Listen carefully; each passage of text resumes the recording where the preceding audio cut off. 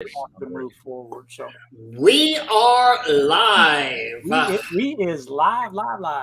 Yes, sir. Welcome, everybody, and special welcome to our extremely special and knowledgeable guest, Mr. Michael Draper, PWNA Safety Director, and also the owner of Expert Safety Services. And welcome, Michael. And hey, thanks for having me. Appreciate it. Absolutely. Good to be with you guys. So, how long have you been the PWNA Safety Director now? Long time, haven't you?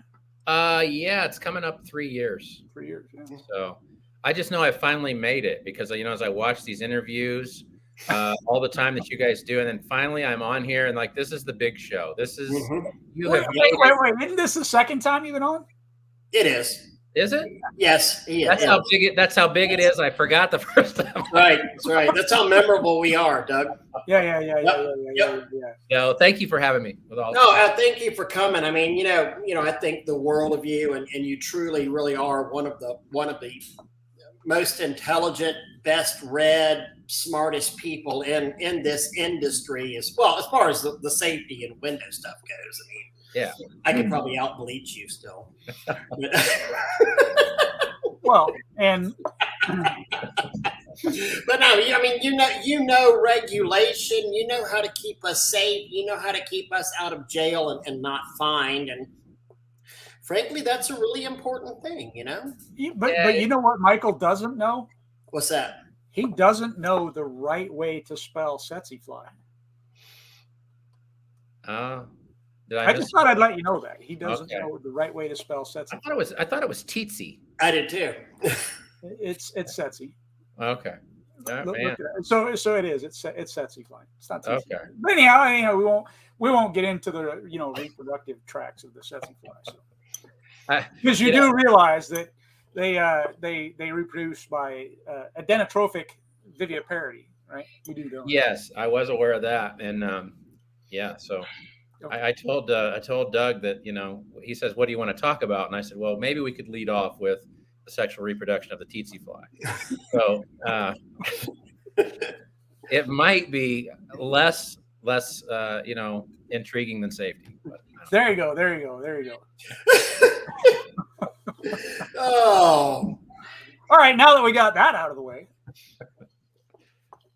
What were we talking about? Something about safety, I think it was. Something about safety. This is the official derail. yeah. Good night. Hold on one second. I gotta. Good night, buddy. I love you. Say wave to everybody. Man. Say good night, buddy. All right. See ya. Bye. All right. So yeah, I can get his last bit in there. Oh Lordy. So we're talking about, that whole safety gig, that OSHA, whatever, safety. And I want to get into that, a little bit more in the meat of this thing. But Michael, tell people also what you do. And I mean, and obviously you work with a not-for-profit PWNA, and you have kind of gotten their education back in line. You have the OSHA class there at PWNA, but let's talk about your role at Expert Safety Services and what that does as well. Yeah, so the PWNA, the PWNA is multifaceted because really, my official title there is Compliance and Safety Director.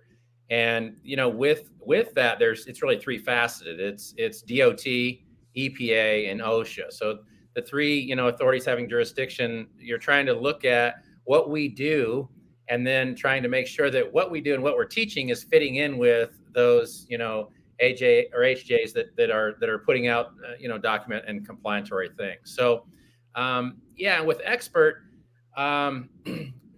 Expert is really a safety consulting company. We built a pretty neat safety system software with an app, and it allows companies to run their own safety program if they want. But kind of where that morphed is we started dealing with bigger and bigger companies, and the big companies wanted us to come in and consult. Several of them wanted us to be their safety director. Right. And so, yeah, we're doing a lot of consulting now with larger companies, basically running their safety program. But we get into everything with expert. I always say we get in from the engineered components. We do a lot of fall protection, anchor, load testing with engineers. We get into the equipment of, guys doing RDS, rope descent work over the building, suspended scaffolding, and aerial lift, and then the equipment, and then actually the training of those guys in any one of those components. So I always say we deal with the engineered component all the way down to the guy, all the way down to the pavement, all the way to scraping them up off the pavement, right? Yeah, everything in between, and then when we're scraping them up, we get to get in on that too. That the OSHA inquiry and on the OSHA inquiry of why you're really from a cradle literally to the grave. Yeah, we might tagline that. Yeah, from the cradle to the grave. Yeah, we ought to have like a little coiled up piece of rope coming out of the dirt. Yes. And I want to just as a personal experience. I mean, and I've known you for quite a while and think so highly of you, but. I referred a good friend who's become a good friend of yours as well, Daniel Howerton. I don't think Daniel at all would mind, using his name here. And the care and the concern that you showed Daniel in teaching him and helping him through, because he literally, you trained him in rope descent, and then you still helped him get equipment. Whenever I helped Daniel with a job last year and did some consulting work on there, I know you did as well. And I was on the washing equipment side of the consulting. You were on the safety side. You helped him, get the rolling rooftop rig. You were very instrumental in this job that was a $50,000+ job for him, and you were there. He was. Daniel was. These types of situations sometimes make me cringe, because if a person's just to give the background, Daniel calls me up and Ray's sent him to me, and Daniel wants to learn how to jump off a building, right? He's going to wash jumping off the building. So. Yeah, at first these things make me cringe, because if you are somebody that likes to fly by the seat of your pants, this can get dangerous really quick. Right. And that would probably fit into the category of most people in this industry. Yeah, it could. Yeah. So, for me, it doesn't do my reputation any good to have somebody come train with me and then go get in an accident. Right. Draper lost another one. Exactly. Right now we have a pretty good track record. We want to keep it that way, right? So what you're saying is that you're coming out with a new product called the Draper Scraper. Yeah. And I will say Scott Torsis was there too. Yes, Scott, absolutely. Yes. So, but yeah, he was an individual that did want to listen, and he did want to do things right. Right. And so he was a good case study. He was able to learn that. He's able to take on some jobs, that nobody else can. Nobody else could figure out how to wash at that height on a couple different buildings that we had. And so, yeah, he was able to put himself in a unique position. So, yeah, and I think most of our customers that we deal with, especially in the RDS world, once they go through training, I just tell them all the time, just consider me a resource. You're going to get out there. If you come train with me for a couple days or whatever, we're going to show you the basics. We're going to show you how to do it. You're going to be able to jump off a building, but you don't know everything, and you're going to run into some situations that you're just not going to be familiar with. So get me on the horn. Use me as a resource that way. Absolutely. And that's kind of the important thing. That's one of the things that I think, if I can say, Ray and I pride ourselves on. It's in a lot of the people that we bring on here, that we interview, or that we recommend, that we give referrals to, are people that aren't a one and done, give me your money and never talk to you again kind of people. It's always people that follow, whether it's like let's say you had 20 employees, but you had the employees to allow the person that you've trained to then follow up with, kind of a thing. And that's what I think is the best part of this, is that it's not just, hey, here it is, spend your money and go. It's the follow up, and it's the ability to give you a call, basically. Yeah, it really is. And I'm just a big advocate too, is even with safety is not a one and done thing. No. safety is a continual thought process and education process all through. Well, and let's talk about the process on that, Michael, because I think this is where a lot of guys, you know, on the very mild, the light OSHA training that I've done, I think one of the things that so many, first off, who needs to follow OSHA guidelines? Start there. Okay. Well, so the main answer, I think, what the contractors are looking for is this: if you have employees and you send employees out, you've now entered into what I call the employer-employee relationship, right? And those people absolutely are under OSHA.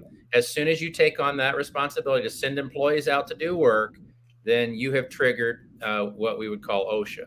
Yeah, I hear all the time. Oh, well, I don't have more than 4 employees. I don't need OSHA. Okay, no. Our state regulation says I don't need OSHA. Right. You're thinking about workers' comp. If you have 4 or more in Florida, you don't have to have, or 4 less than 4 in Florida, you don't have to have workers' comp. But if you have that employer-employee relationship, they need to be following the OSHA guidelines, correct? Absolutely, and they can be cited if they're not. Right. Now, the other side of that, though, and this is really the way I like to approach safety, is who needs to follow safety guidelines? Every single one of us. Yeah. And maybe more so the owners, the independent operator, because let's look at this. Let's just think of this. What would be the impact of you falling off the roof or falling off of a ladder to your business, Mr. Independent Operator? Right. It would be tremendous, right? Your income gets affected, your family life, everything is affected. And so I try to take safety from a little higher level than just compliantary check boxes, right? Oh, I went to the class. Who cares about the class? It's about thinking about your personal safety and also those that you employ. Because if you care about the people the classes that we teach, everything that we do, I say it in every single class. My main goal, I'm not a popular guy sometimes with safety, but my main goal is to make sure you go home on Friday and go home in one piece and get to spend your check doing whatever it is you do on the weekends. I don't really care what you do, but so that's the goal. Scott just mentioned this. Go ahead and another one that we see people doing all the time, either doing the workers' comp exemption or trying to say, oh no, they're subcontractors. So I don't have to follow OSHA, and that's one of the most widely misused things in our industry. Whenever oh no, he's a subcontractor for me, he just works for me part-time and I 1099 him. Like we were talking about in the pre-show discussion, what Scott and is it Herschlot? Yeah, Herschot. Scott Herschot with the DOT training that PWNA has there and helped write the DOT classes. As he said in class, he said something very poignant. He said, this is all well and good, and you may never need it, but if something happens, if you're not following and if you don't have these systems in place, then there is no way to put that toothpaste back. And I'm paraphrasing, but there's no way to put that toothpaste back in the tube. I mean, you better, God forbid nothing ever happens, but if something does happen, there is no time machine out there, and you can't backdate or go, okay, from here forward, I'll be a good boy and follow these regulations, correct? You're going to get nailed. Yeah, you're going to get nailed. And I tell the companies that I consult with all the time the same thing. I said, I'm happy to help mitigate OSHA fine or something if somebody does get in that problem, but I need bullets. I need to be able to show that we've done our diligence as an employer.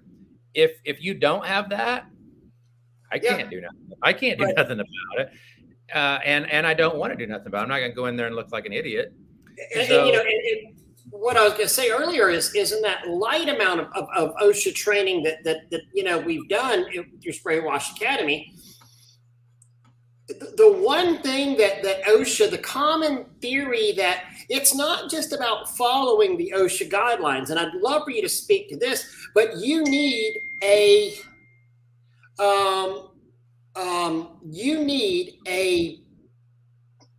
training, you need a program in place. It's not good enough to hand somebody a pair of safety glasses and say, here. It's not good enough to hand somebody a respirator and say, here. Tell us what we need, Michael. Yeah, that's so here's the, the code and all that is complicated to read and think about. But if you really think about this in just 3 words, and this is really OSHA's upside triangle logo that they use all the time. 3 things: plan, provide, and train. So they want you to plan the work, and that is look at the hazards that are going to be associated with the job site that you're on. And those are going to be a little different for every job site, but you look at that, you plan it. That's why I love the JHA process, because that's what the JHA does, is it tells the guys, here's the hazards. So you have your planning. Now you're going to provide. You're going to provide the necessary equipment, but it's not just provide it, it's also train it. So it's not good enough just to grab a bucket of safety from Home Depot and throw it at the guy and say, hey, be safe out there today, guys. They don't get it. They have to be trained on both the equipment and the hazards that they're associated with. So you can just summarize it and think about it that way: plan, provide, train. That's the employer responsibility. And you've got to carry that out all the way through. You can't just, respirator is a whole nother thing. I mean, that's. I was just getting ready to ask about the respirator, because that's one of the biggest things probably here in the industry, where you've got to I can bet you that if you were to go out and you were to ask 1,000 contractors, how many of them actually do a swift, sniffer test on a mask? Probably 999.9% of them are going to say, what are you talking about? Or have a program checking dates on the respirators, anything like that. I mean, but one of the, even the guys with the greatest safety in the world, one of the things that I see and was one of them, we're not necessarily documenting that either. And that's one of the things that OSHA is really going to require of you, correct? Yeah. My favorite saying is, if it's not documented, it's not done. Right. Period. And this is the kind of thing, though, this is the kind of thing that expert safety services can help with, correct? Yeah, absolutely. I mean, we've kind of got that dialed in. We've been up against, and not that we ever, I shouldn't say up against, but we've had our system that we put together is based on 6 criteria. And if you're doing those 6 things, then you're going to be in pretty good shape. And we've had accidents in some companies that we manage, and we've had to go before OSHA committees and OSHA investigators and all this stuff. And is it bulletproof? Not 100%, but we generally do pretty well. I mean, we know what they're going to ask for, and we know it doesn't negate the fact that something happened, and that's always the tragedy. But there's 2 responsibilities. There's an employee responsibility and an employer responsibility. And so we're trying to take care of the employer the best we can if something happens. And so, you could basically mitigate the damages by showing the paper trail that says, hey, we did this, this, and this, which is exactly what we were supposed to do. And then this just happened, and for whatever reason that happened, it happened. Yeah. Or the employee did not follow the training he was given. And I mean, and if we're talking loss of life or something, I mean, God knows it's horrific and it's awful. And we say we want to mitigate that. But I mean, we're also being practical as far as we are employers and being employers, we want to make sure that the company survives. What's the current fine? What's the current fine that you could expect to get if you were if you got caught with your employees not tied off on a roof? Yeah, well, just as long as what they do is they cite code, right? So everything they cite you with. So each citation this year is $13,000. $13,000. So if you got pulled up. If OSHA pulled up and you had guys on a roof, and that would be per guy too, correct? It could be, yeah. And they never find one thing, by the way. Right. But so understand this, guys. If you're out there on on a job and you have an employee on a roof and OSHA rides by and gives you an inspection and your employee is not tied off on that roof, they could give you a fine for how much?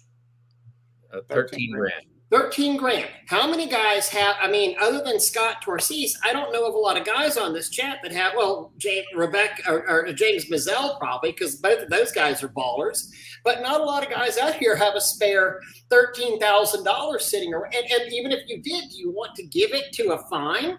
No, you don't. Right. No, and that's a starting fine as well, too. That's not an exorbitant accelerated fine. That's the fine. Yep, correct. And so, the first time around that can sometimes be mitigated, but they come back out a second time and it's not as easy then to back that off. And I wanted to speak too, because you mentioned something earlier about the whole 1099 program. Mm-hmm. And just think about this, just reason on this in your own head. Get out of our industry for a minute. And everybody always thinks, well, if I 1099 a guy, they're on their own. I don't have to worry about their safety or anything like that. Well, that's not exactly correct. And I'm going to put it in an illustration over on the construction side. If a general contractor on that construction side contracts out a drywall contractor for the project, can the general contractor still be liable for the safety of that drywall company? Yes, absolutely. You bet they can, because it's the money chain, right? It's who is controlling the job site. Yep. So don't get too comfortable in that 1099 situation when it comes to safety, because another thing that pops up with this is everybody's a 1099 subcontractor trying to avoid taxes until something happens. Right. And then that guy doesn't have what you thought he did or ever even wanted him to have, insurance or anything else. Then the coin flips. Bingo. He's like, no, I got hurt. I was working for you, Ray. Yep. And Ray's like, no, I paid you 1099. No, you controlled my job. You told me where to be. You did everything. You were the employer. And we've seen this. And if you don't think you're not getting away with it, whether you like it or not. Yeah. If you don't think that's not going to happen to you, whether it's your best friend out there working for you or some guy you found at the homeless shelter working for you, if you don't think somebody is going to come gunning for your butt, you're sadly mistaken, especially if there's some kind of injury and they don't have insurance and there's no way for them to pay the bills. Your closest friend in the world may wind up going, I got to do what I got to do here. Sorry. Well, let's take it even one further than that. Let's say that, I mean, it is your best friend in the world. You know for a fact that person would never turn on you, not for nothing. They would die rather than turn on you. But the reality is they die. Now what happens to their family? Their family's like, no, Ray would tell him to go to this job, that job, very easily making it so there are things that go beyond just, friendships and 1099 is really easy to get to prove that you're not a 1099 employee. That's absolutely. Really Absolutely. I'll tell you what, I'll tell on myself here. When I owned my company years ago, I got nailed on 1099. And I had to pay back about 25 grand in, back wages and whoever else thought they had their hand in it or whatever. But, there's some pretty qualifying things about a 1099. And they, one of the biggest sticklers is with that 1099 program is everybody can say, well, he's insured, he has his own business. That part's easy. But the question comes in, this was the question that nailed me, was, can that employee work for other people? And do you tell them when they're at work and when they're not? Mm-hmm. And when you answer, no, they can't work for other people, or you say, no, I told them to be there at 7, guess what? And do they use their own tools is another one, I don't know of anybody who's 1099ing guys and saying, oh, no, he's using my truck. But he's driving your truck and using your pressure washer. Yep. And they went so far as to ask a 1099 that I did have that was a legitimate one, but they asked them, could they see some additional receipts from other companies that they had billed? Wow. So, it gets really sticky. So just be careful about that 1099 mentality. from a lot of different angles. But Mhm. you're not quite as safe as you think. You're not as slick as you think you are if you ever get in a problem. And I'll tell you what, too, I've defended twice this year companies where OSHA was involved because of a disgruntled employee. Mhm. They fired an employee, and the employee then went to OSHA and said, you know what, the reason they fired me, the employees are slick, they know this term, but what it is there's protection under the Whistleblower Act. Yeah. And so what they did is they went in and said, I reported a safety violation, and because I did, they fired me. Yeah. Okay, well, now OSHA is obligated to open up an investigation. Yeah. Yep, it's coming. And so you just don't know, guys. You can say I'm the safest person in the world. You can say all this, but there are outside factors that can affect your company. Absolutely. And it can affect it in a bad way.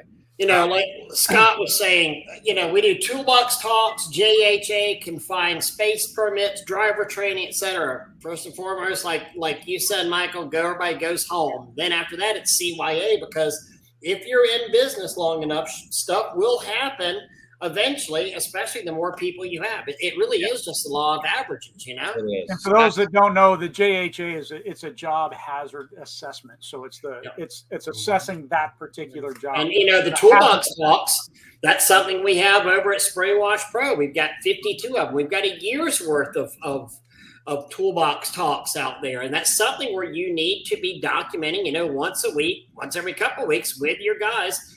Talk about safety, talk about things that are pertinent to the job. Absolutely. And actually, it's how we, when these two cases that I was dealt with this year, that's the way we actually, we had the employee had signed off on a JHA. And in our program that we run, there's a QR code. So you scan it with your phone. It says, have you reviewed the JHA for the job today? And they had hit yes. And so when it come up, I was like, well, it's funny that they're saying we don't have a safety program. We're not safe, because here's the weekly safety meetings that this person had done. I have it all documented right here in our app. And then also I've got where they signed off on a JHA that morning. So it's going to be hard for me to say we're not doing our job as an employer, because, and OSHA's seen right through it. They're like, yeah, this is a disgruntled employee, Right. If you don't have that, like Scott says, you don't have it. And Scott's program there is probably light years ahead of most guys out there. Yeah. But if you don't have it, it's not documented, it's not done. Yeah, again, and let me play the devil's advocate on the thing, and let me go this direction and say, well, why should I worry about it? First of all, because how often am I going to be faced with something from OSHA or the DOT or even the EPA? That's never going to happen. There's 10 million contractors out there, and there's only a small group of them. Why should I care? Why would I worry about that? Yeah, that's a valid point, and I do get called the doomsday guy a lot, and I am somewhat. I'm trying to plan for, risk management is really what it's about, right? My first priority is not compliantory; it's safety of the worker. So are we getting our guys home safe on Friday? That's the first thing. I don't care if you followed any OSHA guidelines or whatever, but we need to get them home. So that applies to everybody. The second piece of it is, yes, statistically, you may not. However, the impact of when it does far outweighs the inconvenience of doing it. If you get hit, and we have seen, I've been involved the last couple of years with contractors that were hit on a residential site, because I hear this bogus all the time on Facebook groups. Oh, they don't care unless you got killed or you get hurt. Bull crap. No, that's absolutely wrong. Dealt with fines where OSHA, there wasn't looking for you contractors. They're looking for roofers, residential roofers. And then they found you. But they found you because you were on the other side of the corner. When they drove by, your company didn't have fall protection on, so they're more than happy to stop and cite you. Nope, there's no deaths, no injuries in those cases. They just showed up and wrote them.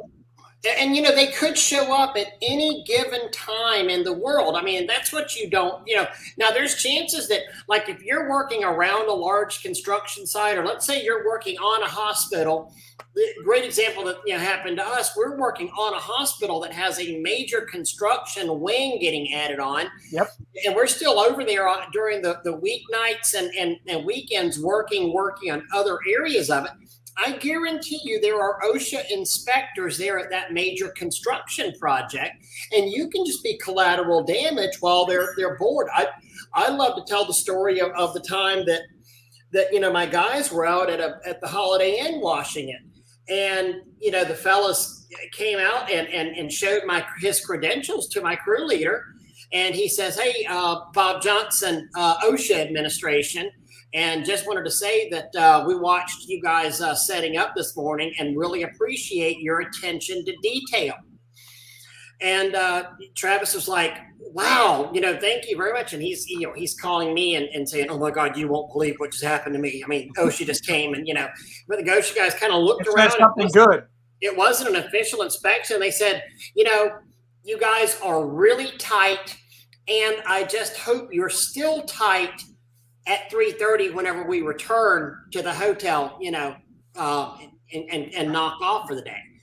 And I'm like, "Well, looks like we'll be out of the job about 3 o'clock today, because I don't want to, you know, risk that and have him coming back and, you know, getting that opportunity." But so we're washing a hotel. We're just happens to be OSHA inspectors staying there. Mm-hmm. That's kind of the important part, though, when you look at. So first, let me back up to one thing. And when I was saying about, you know, there's 10 million contractors, why should we care? The perfect answer to that, for me, Michael, was the very first part of that answer. And that is, I mean, at the end of the day, you want all of your guys going home with all their fingers and toes and everything being safe. And so if that's the case, if you're already doing everything anyhow, it's just a little step further to make sure that you're also being compliant. So that should end it right there if you just want everything to be safe. And then on the second side of it, if you're looking at growing into the commercial realm and doing commercial things and doing big commercial jobs, especially, just like Ray is saying, when it comes to some of these jobs, there's already going to be somebody dealing with that site. Okay, if it's a hospital, they're adding a wing, you know OSHA is going to be involved. If it's a brand new construction, they're building a church and there's a general contractor with several subs, there's going to be somebody in some regulatory authority and fashion that's going to be visiting that job. Are they going to be visiting it the day that you show up? That's a question, right? So why risk it? Why not just do it? If you're worried about your guys being safe anyhow, it's just that little step forward. Yeah. And the other thing, you know, because you guys deal a lot with, you know, the contractors and the thing is that I did it. I mean, when I had my company, we did it specifically with RDS, but we would bring up safety. We'd bring up issues when we were doing walkthroughs.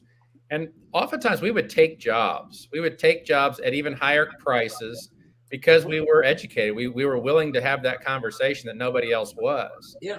And, you know, you can use this.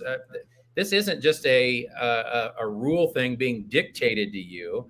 If I guarantee you it's not going to get better. It's going to get worse as far as compliance. I'm already seeing it across board. I'm seeing, you know, RFPs and things come across where you've got to have this safety or that safety or whatever. You're not going to get on these big jobs. You're not. Absolutely. Michael J. Ovens actually was bringing that up earlier where, I mean, if you're going to be getting into, you need to have, right? And like you're saying, the RFPs, they're starting to, I mean, and they've actually been doing that for a long time where they'll state, you must do X, Y, and Z. You must have this in place. And sometimes they want to see your SDS sheets and they want to see your safety protocols and those kinds of things. And sometimes if you put them in there, even if they don't want to see them, you've just outsold your competition because you have addressed it, like Michael was saying. And let's talk. And just tipped area said, "Hey, safety is a selling tool," and 100% it is. And Michael, let's talk about this. So we've got the OSHA at Spray Wash Pro. We have an OSHA class that's done by Expert Safety Services, and that gives you which OSHA recognized training. Yeah, so that is a training that what we did is, I'm sure everybody's heard it, and I get this question all the time because we named it OSHA 1910, kind of to cause confusion. Right. But you've heard of OSHA 10, OSHA 30 classes. Right. Anybody that sat through them knows that they are very generalized, and you will talk about everything from acetylene torches to fall protection in those classes. It's just a high overview of everything. I don't believe in that. So what I believe in is when we're training an employee, training is concise and specific to what we're doing. So what I did with that class is I took the 5 or 6, I can't remember now, major subparts of OSHA 1910 that we're under as the authority having jurisdiction. And I said, let's dig deep in this. This is actually what these guys do, right? We don't have to talk about acetylene torches. How many of you guys are using torches? None. So why are we talking about it? So that's what we did. We took a narrow and deep approach to that. I will say that almost everywhere that I've had to put our 1910 up against a requisition from a contractor that said, hey, I want OSHA 10 for everybody, we've got it passed. You know, so the contractors wrote me a letter, said, hey, can you tell them what this thing is? And I compassed it, and I said, here's what the work is going to be done on the scope of work. Here's the safety that these guys have taken, and it's been accepted every single time. We've never had it denied.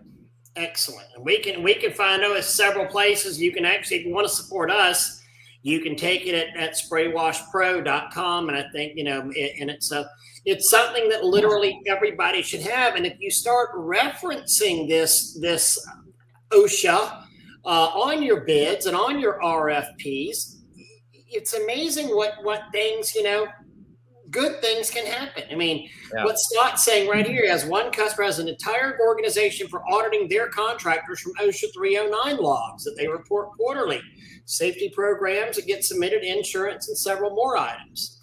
They get a grade, and if you don't have an A, you're in trouble. You're out of there. Yep. You're out of there. And guys, too, just even on I noticed there was a post on, I think it was on Spray Wash Academy. I don't monitor them, and I honestly don't get involved in the debates. And I got tired of educating books because everybody on Facebook is a lot more intelligent than me. So I just got tired of arguing. So, anyway, but here's one thing that did come up, and actually Florida, in the state of Florida, there's some precedents being set right now in a lawsuit.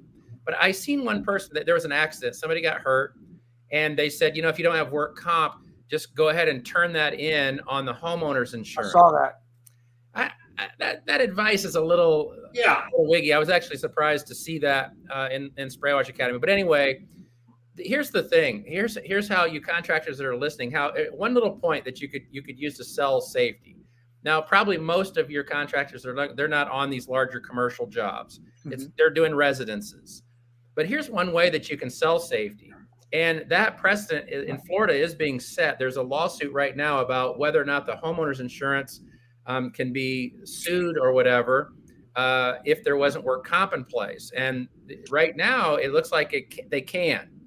So here's a great way to sell this. This is a great way for your JHA to be done. So if you're doing your walk around and you get called out for that estimate, and you walk around and you're, hey, Susie Johnson, we've walked around. Here's going to be the scope of work. We're going to do this. We're going to do this. We're going to do this. And oh, by the way, here's the price for that. But here's also what we call a JHA, a job hazard analysis. And what this is we've identified all the hazards that are on your job site. We're trying to be an OSHA compliant company, and I don't want your homeowner's insurance affected. Wow, look what you just did. Now, if somebody comes behind you and they're getting 3 bids like they always do, right? And they're not prepared, they don't have that laid out. Guess who's going to win? Right. And guess who doesn't matter if you're higher. It's not going to matter because you brought up something that the contract now they're going to be worried about. And probably 90% of contractors didn't even think about it. They weren't even knowledgeable enough to know that it existed. So you can absolutely, if we walk on a job site and I've got my safety stuff in order and you don't, I'll eat you alive on a bid.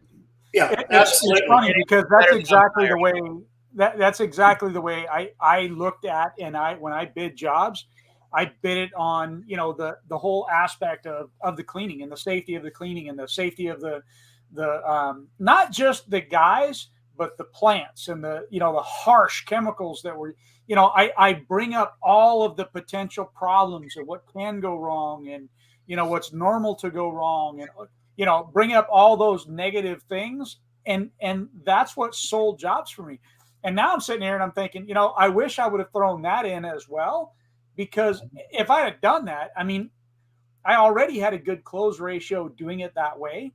Look, if you're telling people about the hazards that they're going to be facing with, and it doesn't matter if it's just job hazards, if it's the plants that can be damaged, or whatever the problems are with whatever it is that you do, you're going to end up winning because you're educating that customer on the potential for problems and the way to avoid those problems is by, you know, if I would have seen that post, I would have had to jump all over that, because I mean, how dare you take the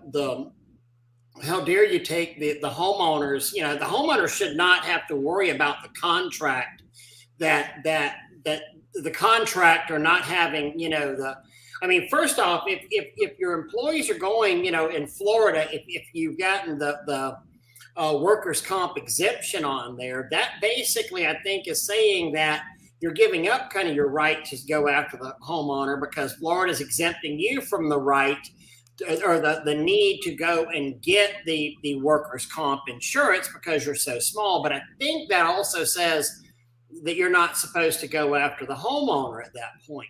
And then God forbid if you've gone and you actually said you had workers' comp, or you alluded to the fact that that might be the case. If you went after my insurance as a homeowner, I would literally refer you for prosecution for fraud, you know? Yeah. Because if you sold a job to me under circumstances that you were fully insured, what does fully insured mean? Well, I would think that would mean health insurance or workers' comp. Yeah.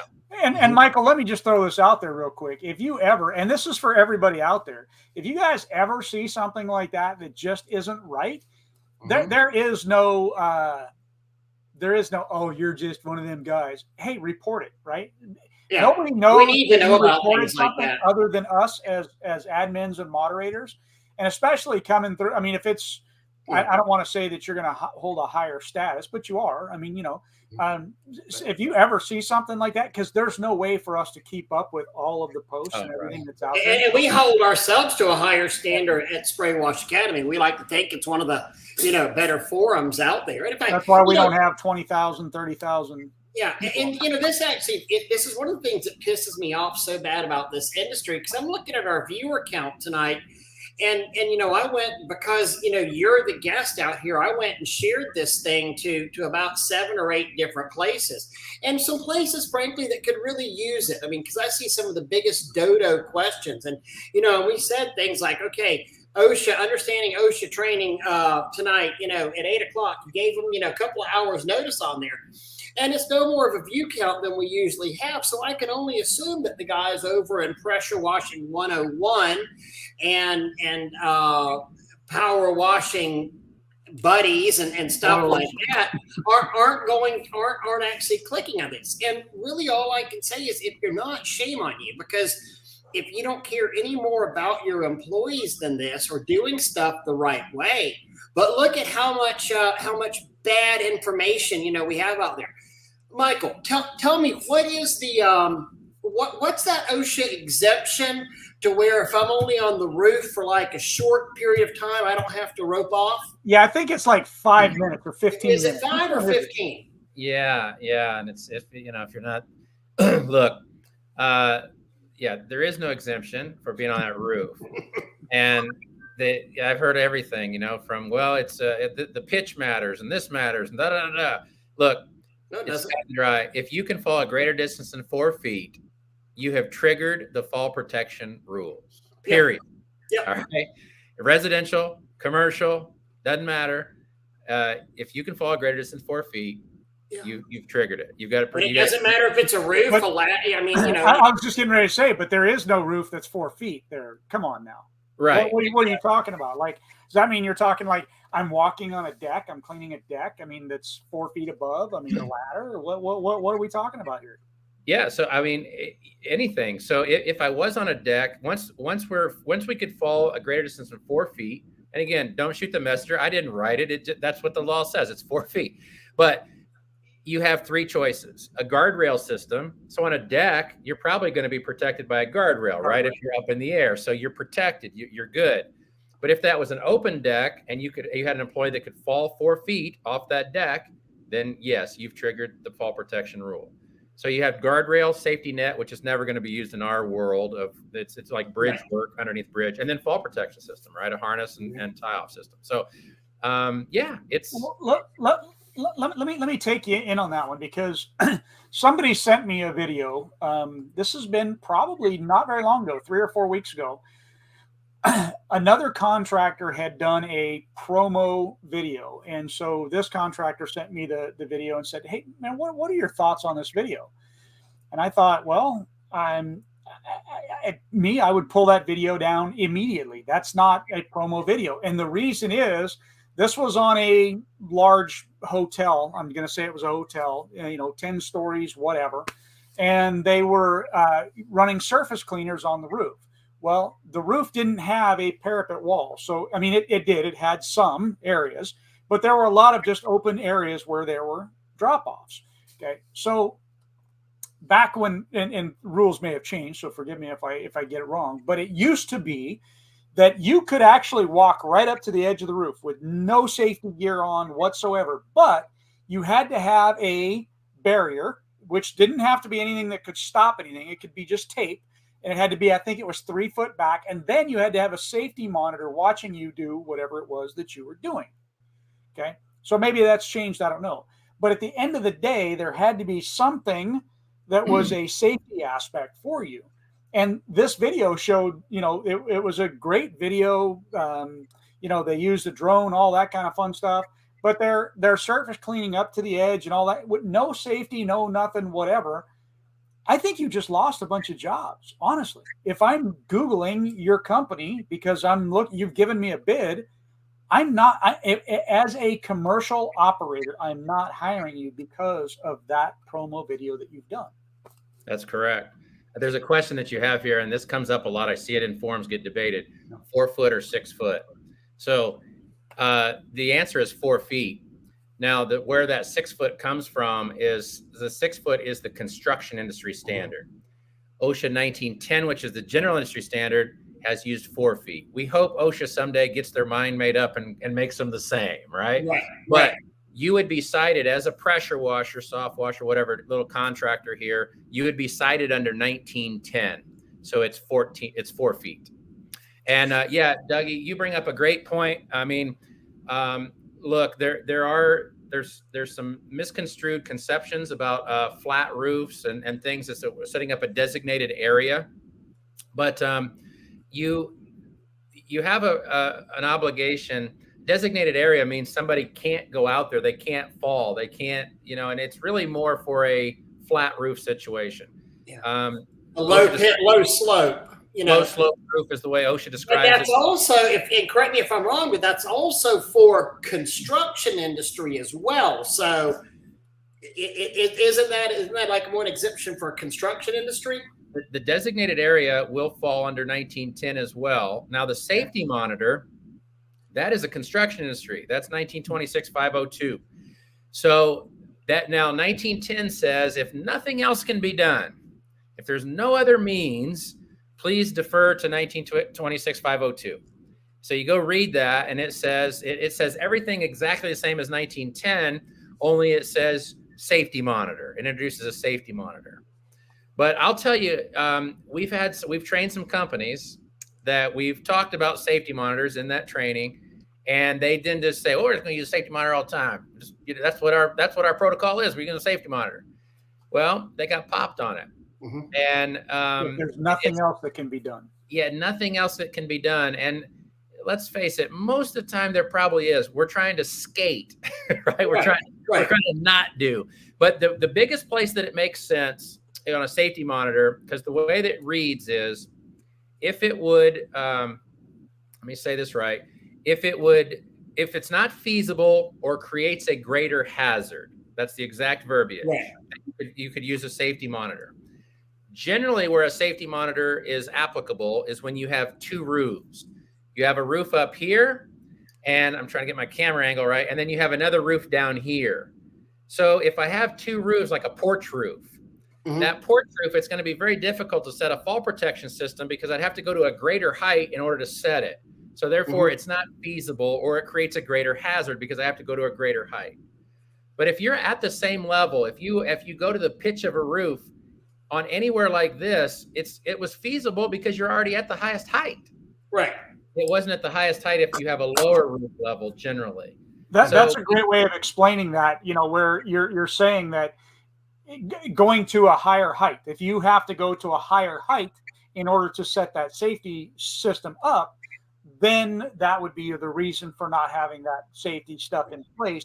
But again, you should still have that somehow documented that this is the reason that we didn't do that. Yes. And talk about a lot of times, and most of the contractor world is not in our world, it's 2 men in a truck, right? We're sending 2 guys out there. Right. So if there's not necessarily what we would call or define a qualified person on every job site. And so what you just explained, Doug, is exactly right. And if you have somebody intelligent enough on site that can explain all that and go toe to toe with a guy, great. But most of you don't. Yeah. But most of you don't.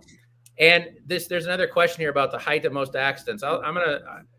This one was this last one I was involved with. We had a company that had a guy fall. He was in the hospital for 40 days. He was in rehab after that for several weeks. Loss of work, all this. The company's taking care of him, but you know how high he was? He was 6 foot off the ground. Wow. He got off the ladder on a little bump out thing that had an eyebrow above it. And when I went down and investigated and I looked at that, I was like, including myself, on any given day, somebody would do that. Yeah. They would get off their ladder onto this eyebrow, but the impact, just think about that. And it's not only, you could say, well, even if you want to take a harsh approach and say, well, that employee was stupid, he shouldn't have done it, so he gets what he deserves. Okay. But what is the loss run of the revenue of one employee right now? I think employees are pretty hard to find, right? Every chat I look at, nobody can find enough. Mm-hmm. So the loss run of one employee over 60 days is how much in revenue? God. If your average crew is sitting there, that could be $50,000, $60,000, of lost revenue right there. Yeah. Of just lost revenue, not including fines and insurance and all that good stuff. That's because that's $30,000 a month for if that guy now doesn't have anybody to be with his second on there, and so the helper's now out of work. It's awful. Yep. So, and that kind of ties into this. What heights the most accidents happen? Those last 2 steps of the ladder are going to get you. And I love this one. If you could speak to this for a minute, I'd appreciate it. But what are the safety measures for spraying a roof from a ladder? Could you talk to me about that? So anytime you can, stay on your ladder. Because 1910 under the ladder provision says that it does not apply to a mobile ladder. Mm-hmm. So you hear guys say, and they'll confuse this because I just said earlier that if you could fall a greater distance than 4 feet, you have to be in fall protection. Right. Except if you're on a ladder. Right. All right. You don't have to have fall protection on a ladder until you're over 24 foot on a fixed building or fixed ladder on a building. So stay on your ladders. Yeah. And the thing that you want to think about on the ladder is the, what they call 3 points of contact, right? And so you're allowed to work from your ladder. So if you go to the top and you get stationed in and you're on your ladder, you can work with your hands and all that stuff. That's not what 3 points of contact means. 3 points of contact means ascension and descension of the ladder. Mm-hmm. All right. And in actuality, it's funny because that's just a coined phrase. If anybody can go in and find 3 points of contact in 1910 or 1926, those words, 3 points of contact, right? Let me know. Yeah. I'll have something special for you if you find it, but I know it's not. That actually brings up a very good question for me, and that is, I had that with my insurance carrier where they wanted to see how it was that we cleaned a roof without getting on the roof. Okay. And so we sent them pictures, and 2 pictures in particular. One was a picture with an extension ladder. The extension ladder had the stabilizer on it. It was set at the right angle, all that kind of stuff. And the guy was up there and he was spraying, and we did have the 3 points of contact. He had his 2 feet, he had his hand holding the ladder, and he was spraying with his other hand. Okay. Then we had another one that was on and I believe it was a step ladder, but it was a tall one. So I want to say it was a 12-foot step ladder. It was either 10 or 12. Anyhow, guy was up there, proper height, holding on to the ladder and spraying from the ladder. And the insurance guy came back and said, "Look, we don't want to see any of that. That you can't do any of that. We don't that's all not safe." And so we're like, okay, do you mind explaining? And they really didn't didn't want to get into it. It was all more of a way of them trying to get out of the insurance side of it. But how could we have defended against that? You might not have been able to. And here's the bottom line. Insurance companies don't like ladders. Period. Mm-hmm. Period. So it really, and they're, no, this happened in England years ago. I mean, they kind of banned ladders. That's why you had the water-fed poles and everything. Right. So prevalent over there. And right now, no one's going to get on, your politicians, whoever, aren't going to get on TV and say ban ladders. But the reality is that the way the insurance restrictions are starting to take place, ladders are considered a bad omen for insurance companies. And so they didn't like ladders, period, in that case. And you probably weren't going to defend that. One of the things that I'm sitting here looking at too, Michael. So top 10 most frequently cited construction violations from OSHA. And now this is dating back to 2016. It's the last that I found the data for. So the top 10, number 1 is duty to have fall protection. Number 2 is scaffolding. Number 3 is ladders. Number 4 is fall protection training. Number 5 is eye and face protection. Number 6 is general health and safety. Number 7 is head protection. Number 8 is aerial lift. Number 9 is fall protection systems, criteria, and practices. Number 10 is excavations. So really, if you think about this, is something the average pressure washing company would deal with 8 of those 10. I'm going to say not scaffolding and not excavations. So 8 of the top 10 are something that we deal with on almost a daily basis. Yep, absolutely. And it's been that way. Those don't change that much. I've monitored those for years, and they don't change that much. It's not like, oh, this year it's respirator. No, it stays in that 8 categories almost every year. Right. Without fail. Mm-hmm. So, you could ask me what are going to be the top 10 in 2023, and I can about tell you what they're going to be. Yeah. They've been that way for years. Yeah. So we need to also make sure we have a documented PPE, any of our PPE. That needs to be documented as well, correct? I mean, for OSHA standards, because it's not good enough just to give PPE to our employees. We need to document that we've trained them. Yep, trained them, and so they sign off on the fact that they've been trained. You keep that in their employee file, and then that's again, we in our program we try to cover this multiple times. Because we want to be able to show that we're doing it multiple times. So if it's a fall protection incident, well, we're going to say, well, you know what?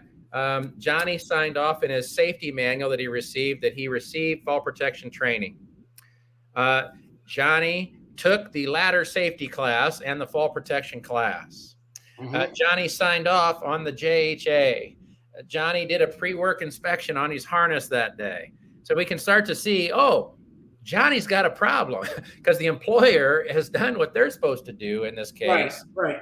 And that's really what we're trying to do. Not that we want to pit anybody against each other when an accident happens. It's terrible, but we want to be, we want to make sure as employers we've done our diligence. We've done what we're supposed to do. Well, how deep should that actually go? And let me qualify that. So safety equipment or your PPE. So I give you a set of gloves because we're spraying bleach. Do I need to show you how to put them on? Safety glasses. Do I need to tell you or show you or have something in place that says when you should be wearing them? Respirator, all those kinds of things. So the respirator would be an easy one to say, theoretically. But what about, do I have to teach you how to put safety glasses on? Do I have to teach you how to put gloves on? That kind of thing, the very basics of it. Yeah, I would hope not, right? I mean, a person should be able to know how to put glasses on. That's pretty self-explanatory. Mm-hmm. But I've seen, I did a training one time where it was all ops managers. We pulled all the ops managers in a company in North Carolina. We threw them harnesses and said, put them on. Every one of them struggled. They couldn't put them on. It wasn't timely at the very least. And so here, the guys that are supposed to be training the rest of the whole company can't put a harness on. So there are certain respirators, definitely. I mean, that one, they're supposed to be fitted for the respirator. Right. I would think a harness is the same way. We need to fit the person. We need to make sure that they understand they're sized. So we need to make sure that the sizing is right and the adjustments are right and they know how to put it on. Safety glasses, don't get too crazy, but definitely. And that's where I was going with that. Yeah. There is no standard, let's say, on where the line is at. Could you create sort of a line, or is that just not possible? It's just really, because that glasses, gloves, common sense kind of thing, but common sense doesn't seem to be as common as it used to be. It's on the diminish, Doug. Yeah. Yeah.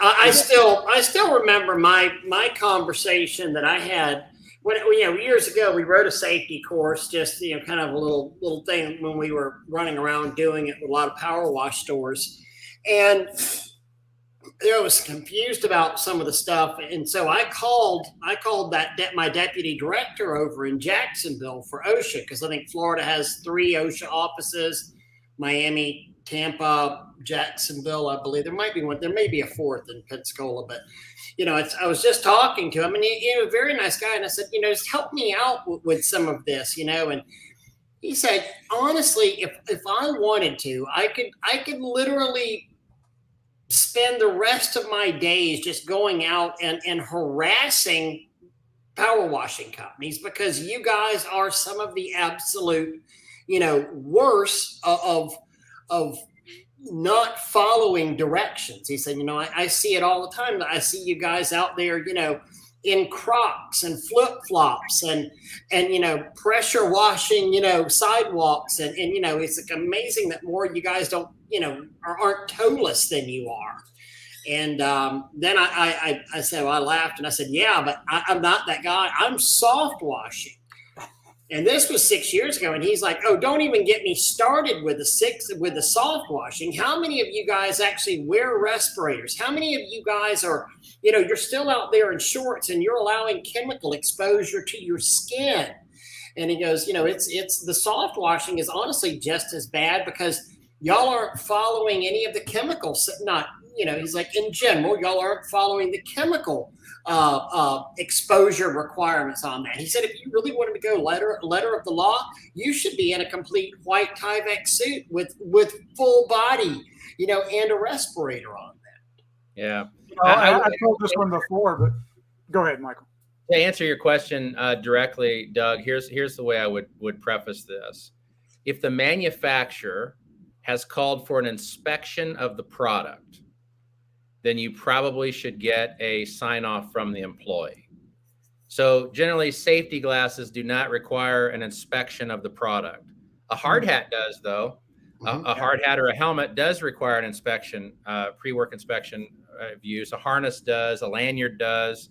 So that would be an easy way to kind of think about it as a rule, is if the manufacturer is requiring inspection, pre-work inspection, or some interval of inspection by a qualified person, I'd probably have an employee sign off on it. And quite honestly, even the hard hat side of it, I mean, I personally have seen lots of guys that don't know how to put a hard hat on correctly, and they don't know how to adjust, and they don't know how to. I could see it, even though you'd think, okay, well, that's a pretty standard thing to know how to do. So yeah. Now one of my big drives right now in the window cleaning RDS world is helmets.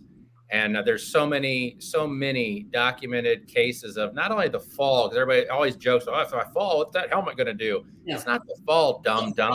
It's if you take a swing. Yes, your noggin. Yeah, there's a guy in North Carolina that took, and it happens more than this, but just this one was a Peregrine Falcon hit him in the back of the head at 250 feet in the air. And if he wouldn't have had his helmet on, the talons would have ripped his head apart. Yeah. So, I've been kind of on this campaign. I've been trying to reward guys I see on Facebook or social media that's posting with their helmets on, and just hashtag no helmet, no professional. And if you're working at height, and you're not wearing a helmet, no helmet, no professional. That's just, no, 100%. I mean, every time I ever went over on the helmets, because it's amazing, because I mean, you're dealing with the force of gravity, and you're especially if you're window cleaning and you're trying to go from window to window, side to side, it's really easy to lose control and get cracking noggin on the side of the building. I've actually been surprised on the window cleaning side that there's not and maybe there is, I just don't know, and the guys don't follow it, but that there's not any requirement, I guess, for all of their equipment to be tied off to them.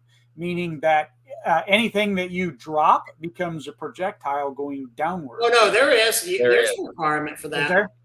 You see guys all the time. I mean, they're on there, and they're just.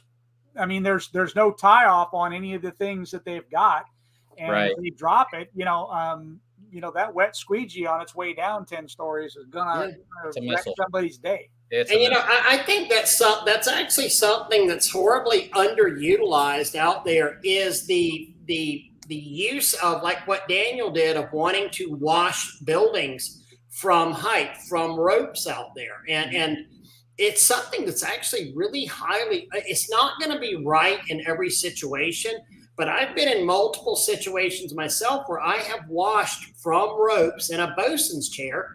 And it actually made a lot more sense to do it that way than it did to try and get lift or crane in there to do that, and was certainly a lot more economical to do that. And I think it's something, honestly, that more people should learn how to do, and could probably open up a lot of jobs for them if they would do it. Yeah, absolutely.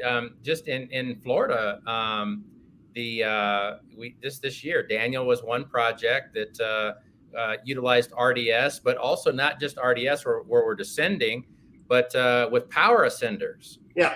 In Daytona, we helped another contractor over there do a whole building where they had overhangs. They couldn't really do a proper descent over because it was too far out from what they were trying to do. They needed to clean the building and wash the windows.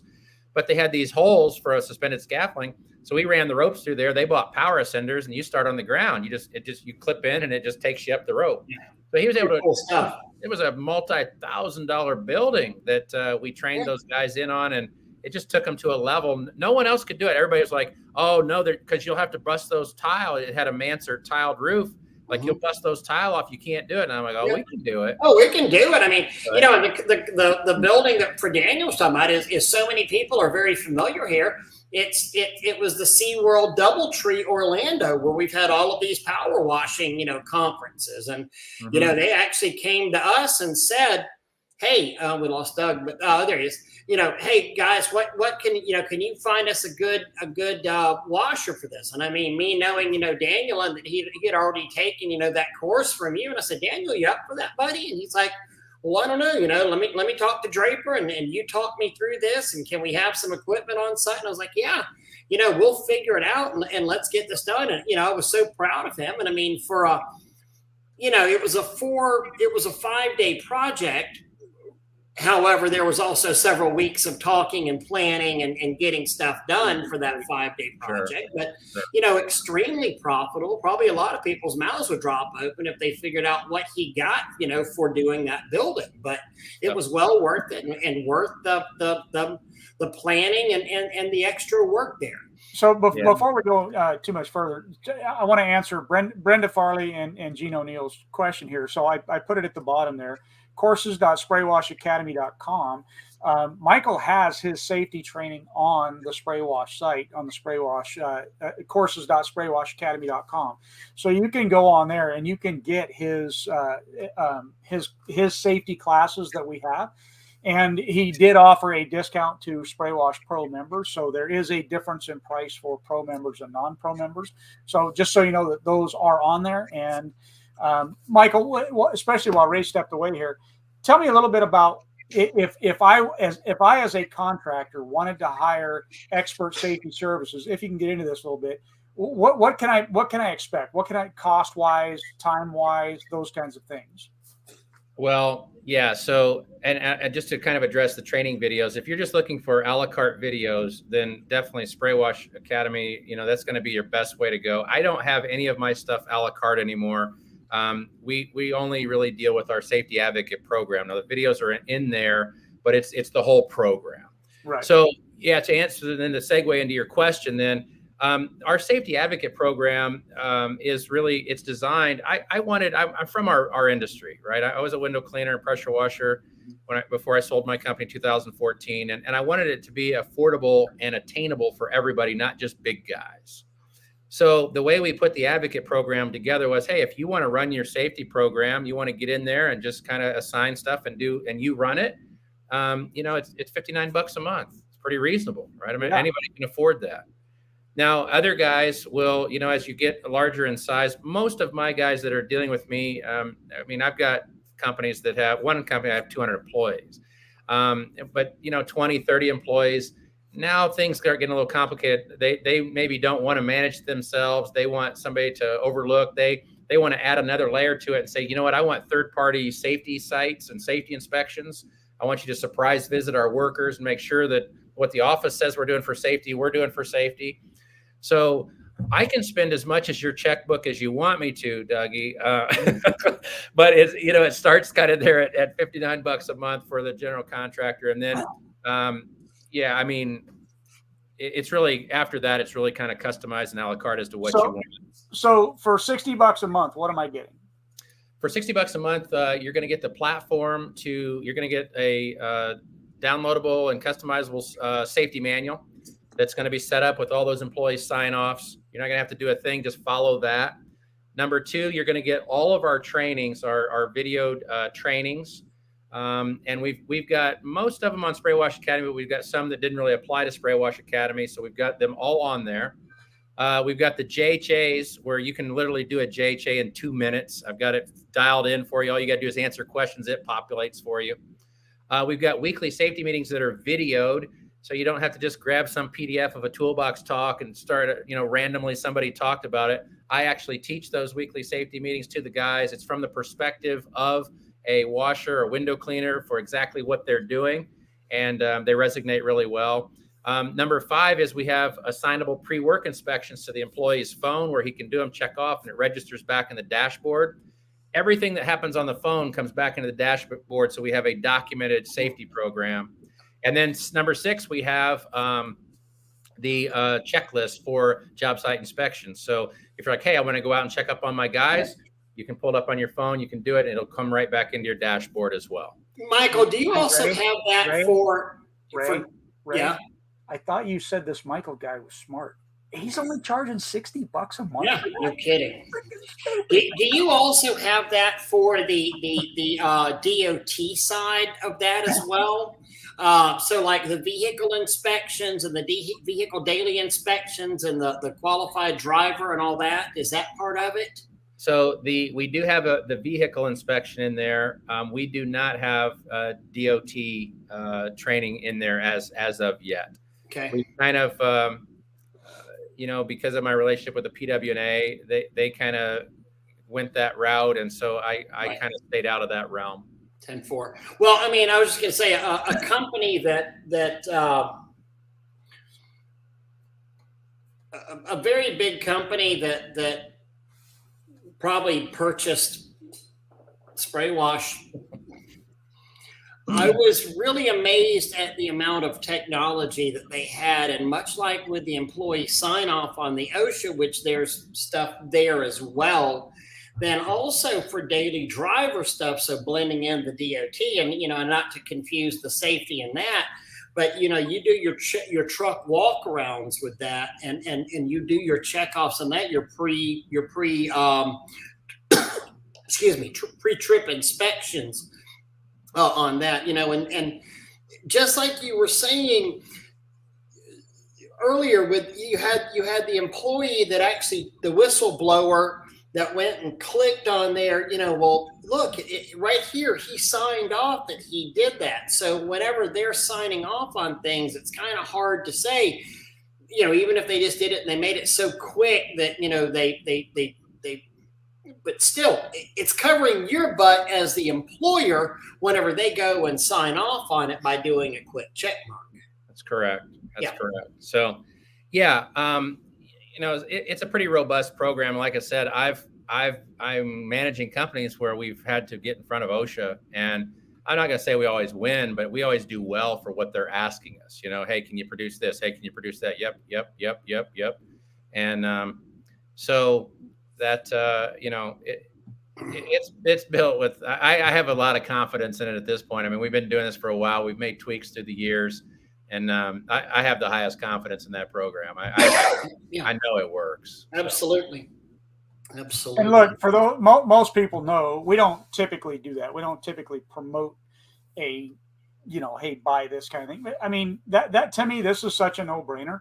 At $60 a month, I mean, that really truly is a no-brainer for what you're going to get, and it almost holds you completely in line. I mean, there's things you have to do, but I mean, that's such a no-brainer. It's not even funny. Well, OSHA and Brenda, the OSHA, the 1910 is Mike's course because it's OSHA section 1910, and Mike has a 1910 course that does the general industry, the general industry course, but it's tweaked towards us as pressure washers, correct? Yeah. Here's the way I would describe this, and I do it all the time. The OSHA 1910 class, this is a great way to think about it. It's a right to work class. Nobody works until they've had that class. Mm-hmm. So, and it would be great then for the employer to take it, so he knows. We have this all the time. We'll have an employer call me up and say, "Hey, you must have said something in that OSHA class because my guys are saying we need this." I'm like, yeah, it's in the class. It says you need a fire extinguisher, or you need a. Now I know you haven't taken it. Yeah. So now I know that you haven't taken the class either. So exactly. So yeah, and yeah, look, I didn't come on here to promote my program, but the other thing is that I'm a pretty fair guy. I don't believe in contracts. You don't like us, leave us. Right. Just I don't care. We created it as a service. I don't make the majority of my money off of the subscription based on that. We make it on consulting with larger companies. But I wanted smaller contractors to have access to the same thing that big companies did. So you can run the heck out of your safety program as a small guy, and it doesn't cost you, you're not outweighed so far as the price is concerned. So Brad, there's the link you'll follow. SafetyServices.com. Yeah. And I think there's a link there that says become an advocate. And that's what you're clicking on. Become an advocate. Become an advocate. That's how you get it for $59 a month. Correct. So, and again, I appreciate you guys saying or even mentioning it. That wasn't the intent of coming on tonight. So right, and never is. Again, that's the reason we like having guys like you on, is because that's not the intention. The intention is to educate and help the contractor, right? Yeah. And so, and again, we don't do that very often, but I feel like that's one of them ones that it really just becomes a serious no-brainer. I mean, if I was running my company right now and Scott says I haven't given an estimate in 2 years, yeah, that's because, Scott, I'm smarter than you and moved on. No, Scott's yeah. Anyhow, I would definitely implement it because it's stupid simple to do. And let's face it, too. You're one of those guys that's got the credibility in this industry, and I mean this with all due respect. But if you tell me that the sun's not going to rise tomorrow, Michael, I'm probably actually going to sleep in. And if you say it's something that's needed in your business, then I can say with complete certainty, well, if Draper said this, you need it. You are an undisputed expert in this industry, and well, this is what we do, and this is why I don't really argue with people on Facebook, because I have to carry, and I just say this because this is what we do for a living. We would carry professional liability in this area. I carry $2 million on my mouth Right. So I can't, if I write something in a forum, you can pretty much take it to the bank because I know I can be sued on it. Correct. Yeah. I mean, it's the same liability insurance we have, with Spray Wash Academy out there. Right. So none of the other keyboard jockeys have that problem. So, but if I'm saying it, then it's pretty accurate. And so there's a question on here. It says, do we get a certificate if we take a class? Yeah, you absolutely do. We issue the certificate, and you do get it. So somebody else saying they took your class with his guys, so glad they did, and valuable. And and Michael, we had that, you talk about why you don't answer a lot of stuff in the forums, and I've gotten to where I just don't either. I just don't have time. It's getting to that point. And the old saying is, don't argue with idiots because they will literally drag you down to their level and beat you with experience. And that's what we see with on so many of these forums out there that the people don't want to learn. I actually, Doug, I did this tonight. I'm going to share with y'all because I thought this was absolutely amazing. In one of the forums this morning, at laying in bed at 5 a.m., I was perusing some stuff. So the question was.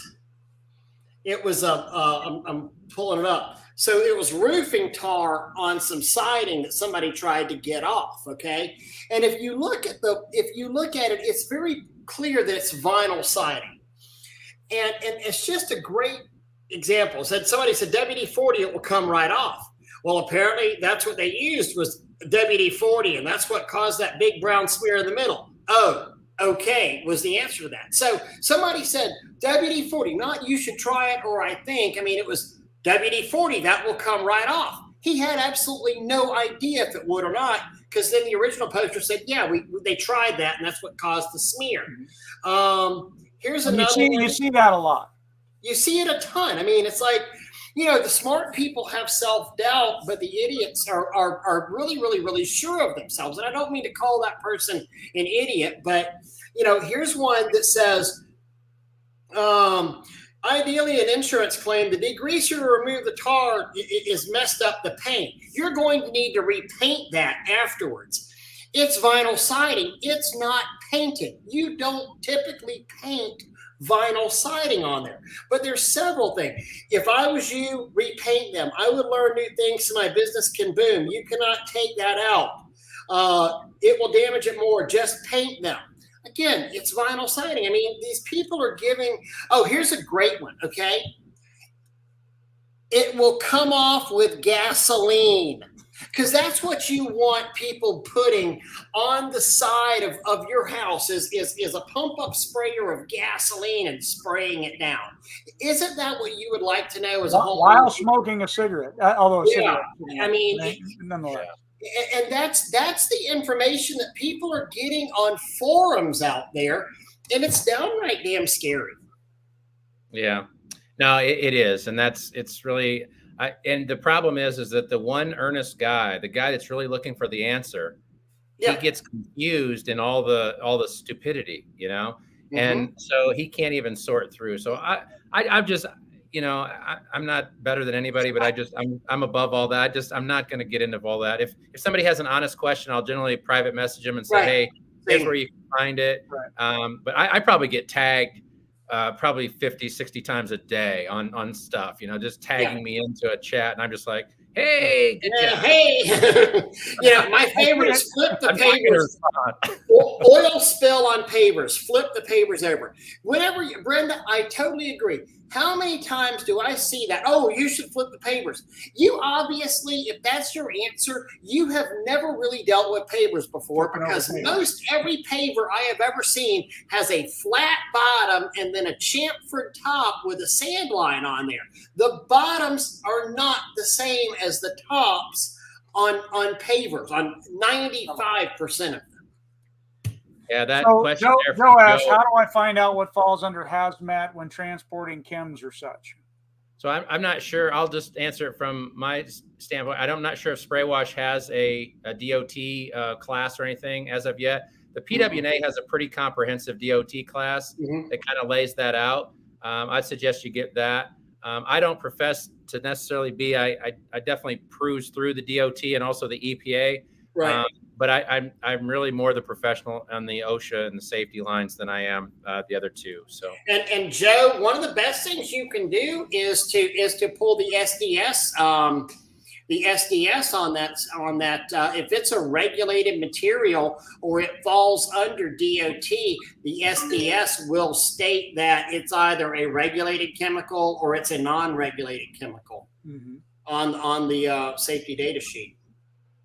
Yeah. Mm-hmm. Yeah, yep. Brenda, I'm totally with you. I love to give back. I think Michael has proven he likes to give back. You know, we learn from people with more experience than us, and now we try to take our experiences and move them forward. And so many people that, you know, Ray and I have talked about this in the past, and I think you said this last week, Ray, where, you know, sometimes you see on the forums and they'll start off at Spray Wash Academy and they'll ask, how do I remove oil from a paver? And then they'll get, you know, correct answers, but they don't like those answers. So they go to another forum and they ask, how do I get rid of oil on the pavers?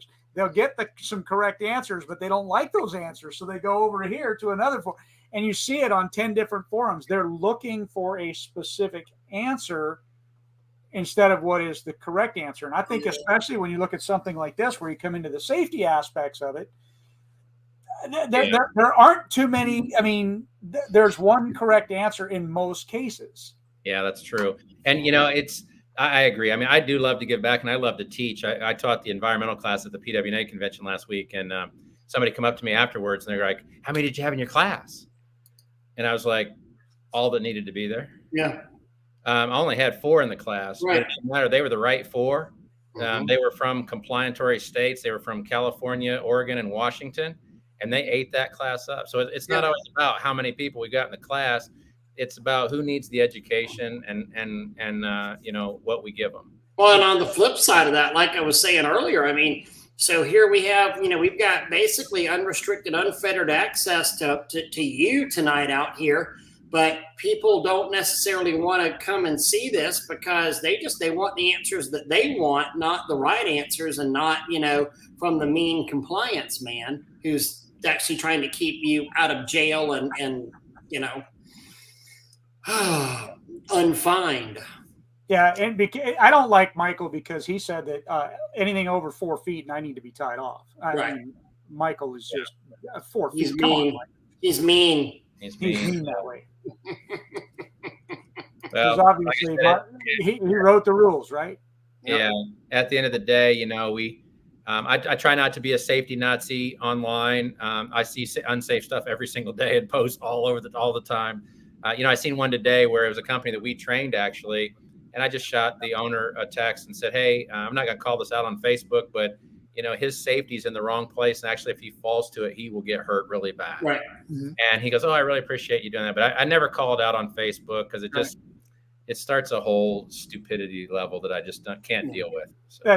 That's common. I mean, a lot of things that should be left off of Facebook, and people join in and make a comment that just shouldn't. Yeah. You know, especially on the negative side. But nothing but respect, Michael. Hey, thank you so much. You're just like Brenda's mom. Yeah. Well, Guy, anything we need to talk about in parting here? We've had you for an hour and a half, and I sure appreciate your time. Is there anything you'd like to leave the audience with? They need to know? Yep. One thing to just think about with fall protection. It doesn't matter how long you've been in the business. Gravity always works. True. That's my parting comment. Hey, you know what? Gravity. It's not just a good idea. It's the law. So actually, we do have a question here. Has a question. With the hurricane and everything being a disaster, does OSHA compliance come into effect? It absolutely does. They sometimes will kind of lighten things a little bit during those types of things, but OSHA has a whole curriculum of disaster relief type criteria. So yeah, it does. And look, I know from the RDS, Florida, for instance, somebody commented earlier and said, well, they'd have a heyday in South Florida. Yeah. South Florida, the wild, wild west with RDS too, and fall protection anchors and everything else. OSHA, all these rules, it's kind of like EPA is very similar. You know, you have a federal guideline, a federal mandate with the Clean Water Act, but it's enforced locally at different jurisdictional levels, right? OSHA is no different. Most states are operating under the federal guidelines. Some have state-run programs. There's going to be compliance all varying all over the place.